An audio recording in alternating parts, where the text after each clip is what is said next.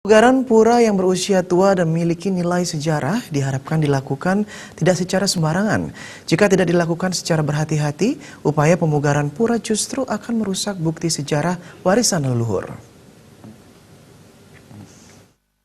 Ngurah Agung mengatakan pihaknya prihatin belakangan ini sering terjadi pemugaran terhadap sejumlah pura tua di Bali.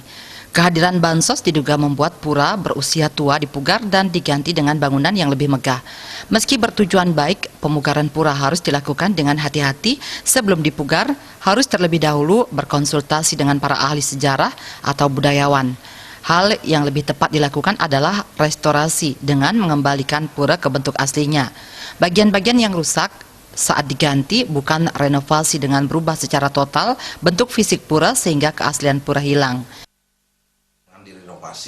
Direstorasi, gimana caranya biar tetap keasliannya kelihatan, karena itu apa, hasil karya nenek moyang kita yang dulu terdahulu. Sekarang kan sudah dimodifikasi ya, seperti karang gua, karang menjangan, karang bungo gitu, itu udah dirubah. Yang dulunya memang macedem, yang udah 3 dimensi lah gitu.